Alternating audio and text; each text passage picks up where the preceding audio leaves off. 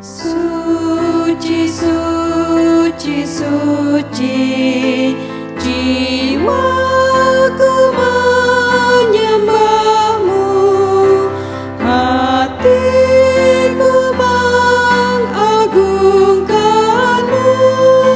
Suci Kau Tuhan.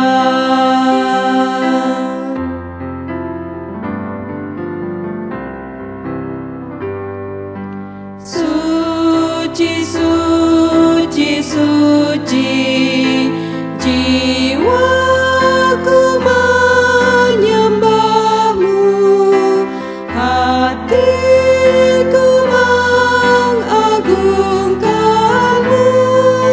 Suci Kau Tuhan.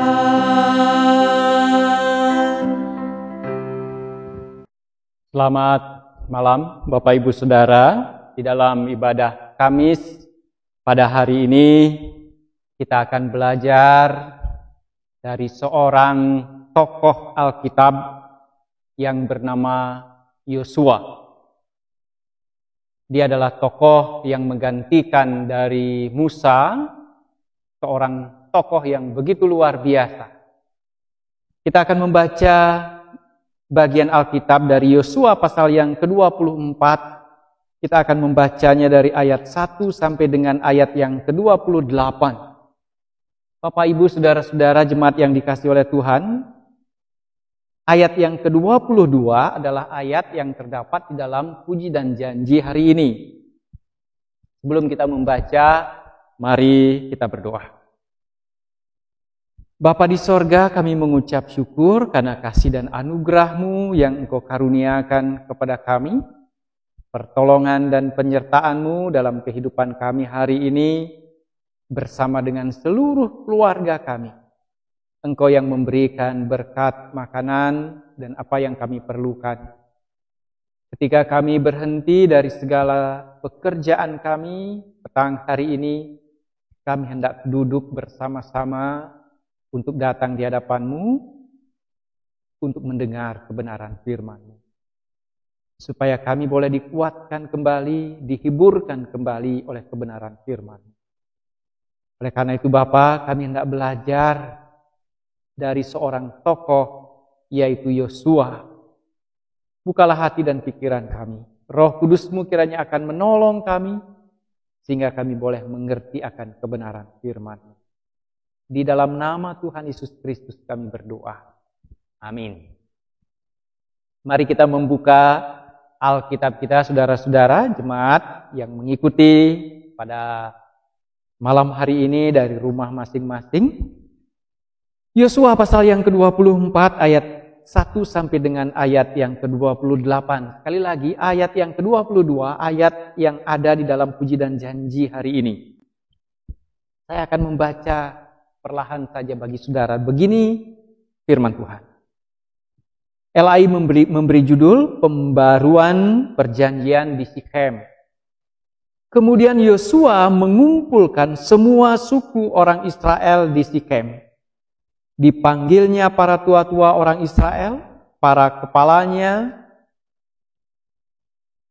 para hakimnya, dan para pengatur pasukannya. Lalu mereka berdiri di hadapan Allah. Berkatalah Yosua kepada seluruh bangsa itu, beginilah firman Tuhan Allah Israel. Dahulu kala di seberang sungai Efrat, disitulah diam nenek moyangmu, yakni Terah, ayah Abraham dan ayah Nahor. Dan mereka beribadah kepada Allah lain. Tetapi aku mengambil Abraham, bapamu itu, dari seberang sungai Efrat, dan menyuruh dia menjelajahi seluruh tanah Kanaan. Aku membuat banyak keturunannya dan memberikan Ishak kepadanya. Kepada Ishak kuberikan Yakub dan Esau. Kepada Esau kuberikan pegunungan Seir menjadi miliknya. Sedangkan Yakub serta anak-anaknya pergi ke Mesir. Lalu aku mengutus Musa serta Harun dan menulahi Mesir, seperti yang kulakukan di tengah-tengah mereka. Kemudian aku membawa kamu keluar. Setelah aku membawa nenek moyangmu keluar dari Mesir, dan kamu sampai ke laut, lalu orang Mesir mengejar nenek moyangmu dengan kereta, dan orang berkuda ke laut Teberau. Sebab itu berteriak-teriaklah mereka kepada Tuhan. Maka diadakannya gelap antara kamu dan orang Mesir itu, dan didatangkannya air laut atas mereka, sehingga mereka diliputi. Dan matamu sendiri telah melihat apa yang kulakukan terhadap Mesir. Sesudah itu, lama kamu diam di padang gurun. Aku membawa kamu ke negeri orang Amori yang diam di seberang sungai Yordan. Dan ketika mereka berperang melawan kamu, mereka kuserahkan ke dalam tanganmu, sehingga kamu menduduki negerinya, sedang mereka kupunahkan dari depan kamu. Ketika itu, Balak bin Zivor, Raja Moab, bangkit berperang melawan orang Israel. Disuruhnya memanggil Bileam bin Beor untuk mengutuki kamu.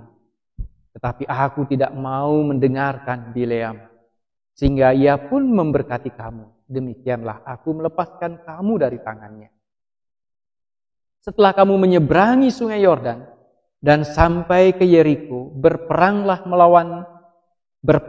melawan kamu warga-warga kota Yeriko, orang Amori, orang Feris, orang Kanaan, orang Het, orang Girgasi, orang Hewi, dan orang Yebus. Tetapi mereka itu kuserahkan ke dalam tanganmu. Kemudian aku melepaskan tabuhan mendahului kamu, dan binatang-binatang ini menghalau mereka dari depan, seperti kedua raja orang Amori itu. Sesungguhnya bukan oleh pedangmu dan bukan pula oleh panahmu. Demikianlah kuberikan kepadamu negeri yang kamu peroleh tanpa bersusah-susah, dan kota-kota yang tidak kamu dirikan. Tetapi kamulah yang diam di dalamnya, juga kebun-kebun anggur dan kebun-kebun zaitun yang tidak kamu tanami, kamulah yang makan hasilnya. Oleh sebab itu, takutlah akan Tuhan dan beribadahlah kepadanya dengan tulus ikhlas dan setia. Jauhkanlah Allah yang kepadanya nenek moyangmu telah beribadah di seberang sungai Efrat dan di Mesir, dan beribadahlah kepada Tuhan. Tetapi jika kamu anggap tidak baik untuk beribadah kepada Tuhan, pilihlah pada hari ini kepada siapa kamu akan beribadah.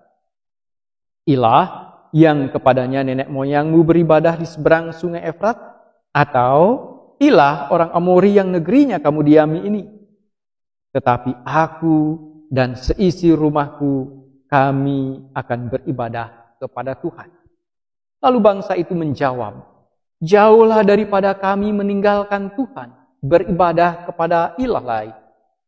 Sebab Tuhan Allah kita, Dialah yang telah menuntun kita dan nenek moyang kita dari tanah Mesir, dari rumah perbudakan.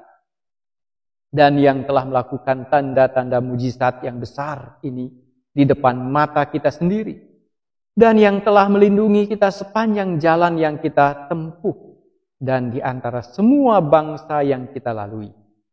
Tuhan menghalau semua bangsa dan orang Amori, penduduk negeri ini, dari depan kita. Kami pun akan beribadah kepada Tuhan, sebab Dialah Allah kita. Tetapi Yosua berkata kepada bangsa itu, tidakkah kamu sanggup beribadah kepada Tuhan? Sebab Dialah Allah yang kudus, Dialah Allah yang cemburu. Ia tidak akan mengampuni kesalahan dan dosamu. Apabila kamu meninggalkan Tuhan dan beribadah kepada ilah asing, maka ia akan berbalik daripadamu dan melakukan yang tidak baik kepada kamu, serta membinasakan kamu, setelah ia melakukan yang baik kepada kamu dahulu. Tetapi bangsa itu berkata kepada Yosua, tidak, hanya kepada Tuhan saja kami akan beribadah. Kemudian berkatalah Yosua kepada bangsa itu, inilah yang terdapat di dalam puji dan janji hari ini, kamulah saksi terhadap kamu sendiri, bahwa kamu telah memilih Tuhan untuk beribadah kepadanya. Jawab mereka, kamilah saksi. Ia berkata, maka sekarang jauhkanlah ilah asing yang ada di tengah-tengah kamu, dan condongkanlah hatimu kepada Tuhan Allah Israel. Lalu jawab bangsa itu kepada Yosua, kepada Tuhan Allah kita, kami akan beribadah dan firman-Nya akan kami dengarkan. Pada hari itu juga Yosua mengikat perjanjian dengan bangsa itu dan membuat ketetapan dan peraturan bagi mereka di Sikem. Yosua menuliskan semuanya itu dalam kitab hukum Allah. Lalu ia mengambil batu yang besar dan mendirikannya di sana di bawah pohon besar di tempat kudus Tuhan. Kata Yosua kepada seluruh bangsa itu, sesungguhnya batu inilah akan menjadi saksi terhadap kita, sebab telah didengarnya segala firman Tuhan yang diucapkannya kepada kita. Sebab itu batu ini akan menjadi saksi terhadap kamu, supaya kamu jangan menyangkal Allahmu. Sesudah itu, Yosua melepas bangsa itu pergi, masing-masing ke milik pusakanya. Saudara, cukup panjang nas yang kita baca, karena ini adalah merupakan sebuah cerita yang menjadi bagian akhir dari perjalanan Yosua sebagai pemimpin bangsa Israel. Yosua adalah salah seorang dari bangsa ini yang pernah hidup di Mesir bersama-sama dengan bangsa lain, maksudnya dengan orang-orang Israel yang lain, ada di dalam perjalanan di padang gurun selama 40 tahun. Dan dari antara begitu banyaknya bangsa itu, hanya Yosua dan Kaleb yang diizinkan masuk ke negeri Kanaan, negeri perjanjian itu. Kalaupun bangsa Israel yang lain itu adalah generasi-generasi yang kedua, ketiga. Jadi generasi pertama semuanya mati di padang gurun, kecuali Yosua dan Kaleb. Nah, Yosua pada masa tuanya ketika bangsa itu sudah menetap di tanah Kanaan, mereka sudah mulai bercocok tanam, mereka sudah hidup bermasyarakat, mereka sudah membangun rumah, membangun keluarga mereka. Kemudian terjadilah perubahan-perubahan. Kemudian terjadilah pergeseran-pergeseran di dalam kehidupan mereka, terutama berkaitan dengan iman mereka. Perlahan mereka mulai meninggalkan iman, percaya mereka kepada Allah, kepada Tuhan yang telah menuntun mereka dari tanah Mesir perbudakan itu menuju tanah Kanaan. Mereka menyembah kepada ilah-ilah yang dikenal di negeri yang mereka baru duduki. Nah, pada saat dan situasi itulah Yosua kembali memanggil para tua dan seluruh bangsa itu untuk berdiri di hadapannya, untuk menyatakan imannya kembali, untuk menegur juga bangsa itu dari apa yang telah mereka lakukan. Saya ingat dengan apa yang pernah dikatakan oleh pendiri bangsa Indonesia, Bapak Presiden Soekarno dalam sebuah semboyannya. Dia mengatakan begini, jas merah, jangan sekali-kali pernah meninggalkan sejarah. Saudara, sama seperti Yosua dengan bangsa Israel, Presiden Soekarno tidak mengajak kita untuk bernostalgia dengan melihat peristiwa masa lalu kita menjadi ingin kembali ke masa lalu dalam arti apa yang kita nikmati, apa yang kita rasakan. Tetapi dengan mengatakan jas merah, jangan sekali-kali meninggalkan sejarah. Dia mau mengingatkan kembali akan semangat perjuangan orang-orang yang dahulu, dan semangat itu juga sekarang memberikan semangat kepada kita ketika kita hidup. Semangat di mana mereka berani mati, semangat di mana mereka berjuang habis-habisan, semangat di mana mereka dengan gagah berani menghadapi segala tantangan, terutama kepada para penjajah. Semangat itulah yang memberikan inspirasi Sehingga mereka dalam perjalanan kehidupan mereka tetap teguh, tidak tergoyahkan oleh waktu. Yosua juga melakukan sebuah pidato ketika kemudian dia meninggalkan bangsa itu dan dia kemudian meninggalkan kepemimpinannya.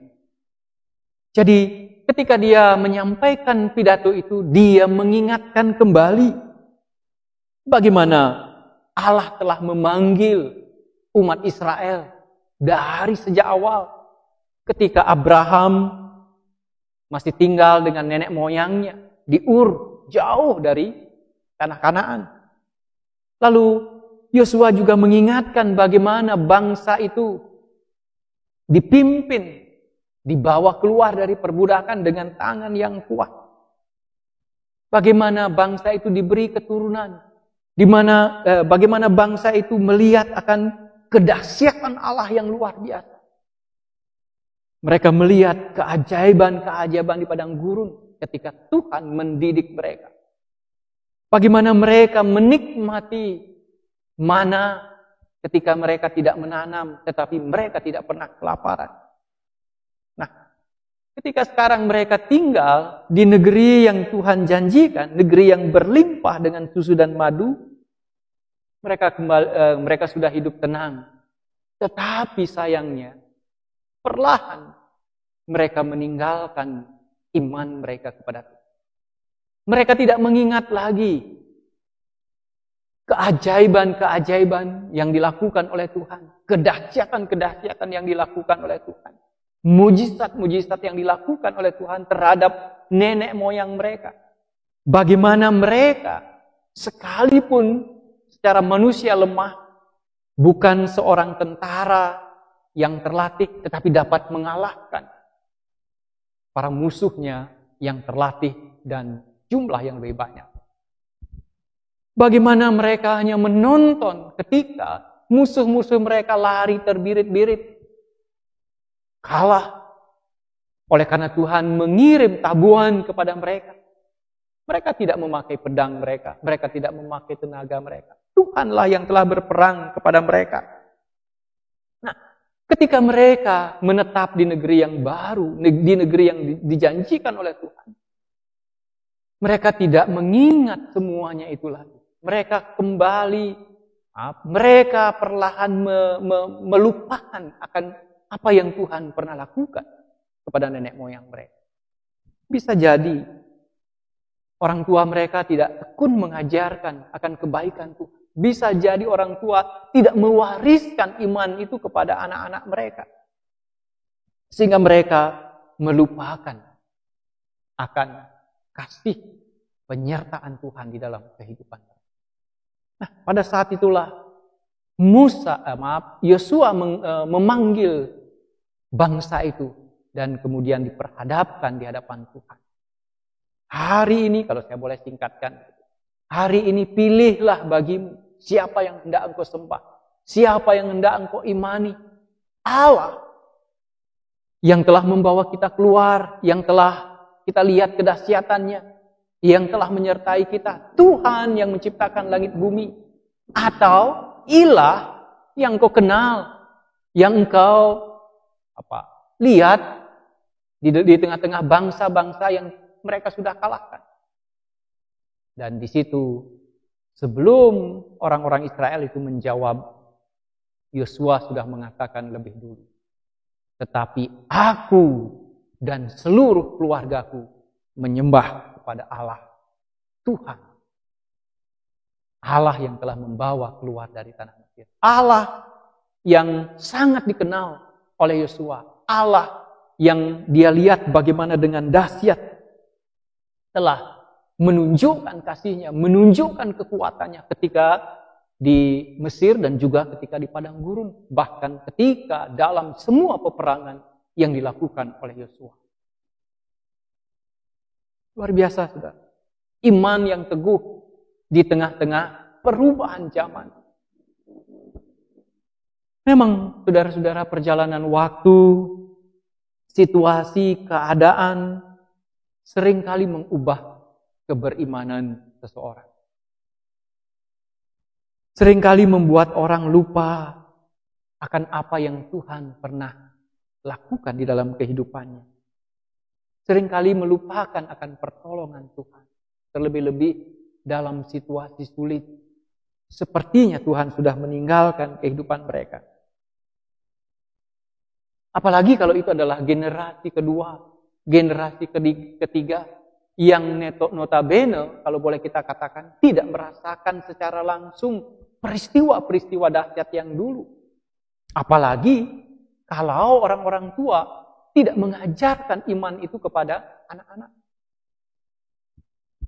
Jadi saudara-saudara, anak-anak itu akan tumbuh dengan iman mereka sendiri. Iman yang tentu saja bukan kepada Allah, bukan kepada Tuhan yang menciptakan langit dan bumi. Bukan, kalau dalam bahasa kita sekarang, Tuhan Yesus Kristus, Sang Juru Selamat itu. Yosua melihat hal itu. Yosua memanggil mereka, mengingatkan mereka. Yosua mereview kembali akan sejarah perjalanan kehidupan mereka. Mengingatkan kembali dan juga kepada anak-anak muda, kepada generasi-generasi. Dalam konteks ini penting sekali sebagai orang tua ketika kita beribadah di tengah-tengah keluarga. Kalau itu dalam masa COVID, orang tua kembali mengajarkan tentang iman dan kebenaran itu kepada anak-anak mereka. Menceritakan segala kebaikan-kebaikan Tuhan di masa lalu. Saudara, saya di rumah mempunyai sebuah album foto. Ada kira-kira 7 atau 8 album. Foto-foto yang menceritakan beberapa dari masa muda saya. Masa SMA, lalu masa ketika bekerja. Tetapi yang paling banyak adalah foto dari pertunangan sampai dengan baptisan anak terakhir, Caroline. Saya menyimpan itu dan sengaja menaruh di tempat di mana kami bisa melihatnya setiap saat. Dalam waktu-waktu senggang, dan tentu saja tidak sering, saudara.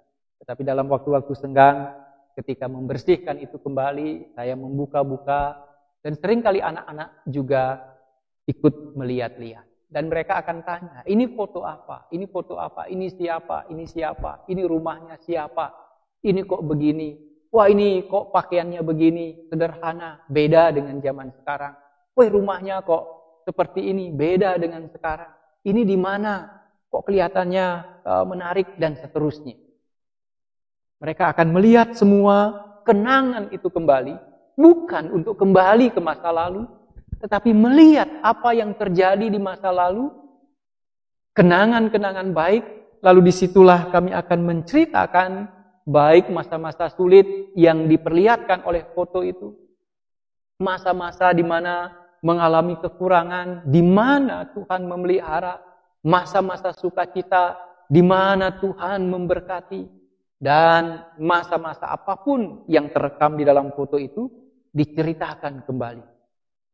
Tapi satu poin yang ingin kita katakan, yang ingin saya katakan dari situ adalah, dari semua perjalanan itu, Tuhan tidak pernah meninggalkan. Tuhan berkarya, sekalipun itu adalah foto, sebuah saksi yang boleh kita katakan mati, yang tidak dapat bercerita, tetapi secara visual kita dapat melihat segala situasi dan keadaan pada masa itu.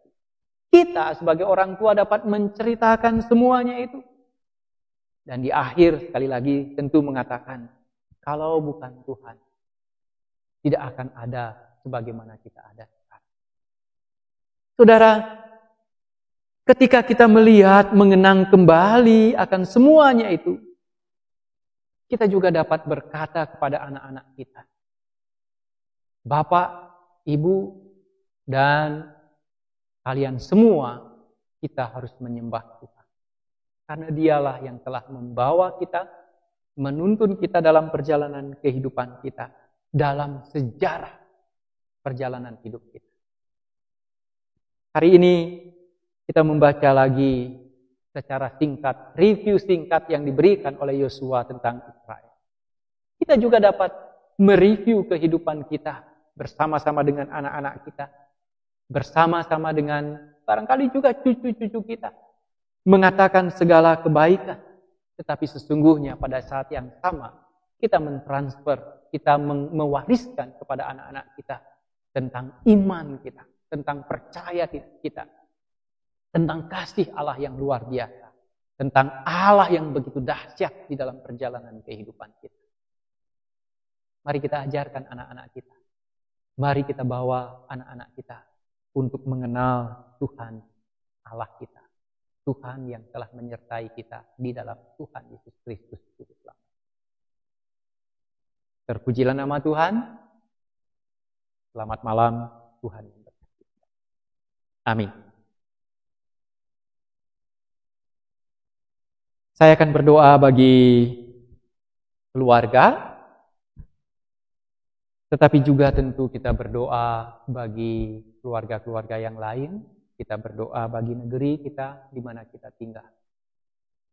Bagi gereja, GKPB di mana kita bergereja bersama-sama. Kita berdoa. Terima kasih ya Bapa melalui perjalanan hidup Yosua dengan bangsa Israel. Ketika dia mereview kembali akan kasih Tuhan melalui cerita di hadapan orang-orang Israel, kami dapat belajar kembali bahwa Engkaulah Allah yang menyertai dalam sejarah perjalanan kehidupan kami. Berkati keluarga demi keluarga di antara kami sebagai umat-Mu, sebagai orang tua, sebagai ayah dan ibu, ketika kami membimbing anak-anak kami. Kiranya kami dapat mewariskan iman yang benar. Iman di dalam Tuhan kami Yesus Kristus. Kiranya dengan tekun kami mengajarkan iman itu kepada mereka. Terlebih di dalam masa COVID ini Bapa.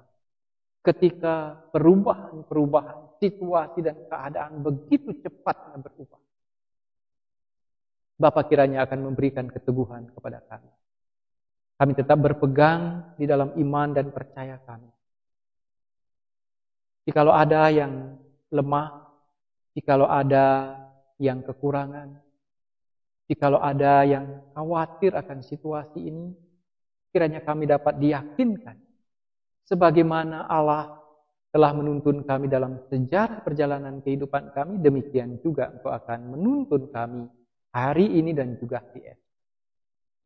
Dalam masa COVID ini, ya Bapa, kami berdoa untuk bangsa dan negara kami Indonesia, Bapak Presiden dengan seluruh jajarannya, terutama dalam kami menghadapi COVID-19, tetapi juga oleh karena COVID itu baik kehidupan ekonomi, kehidupan sosial kami menjadi berubah.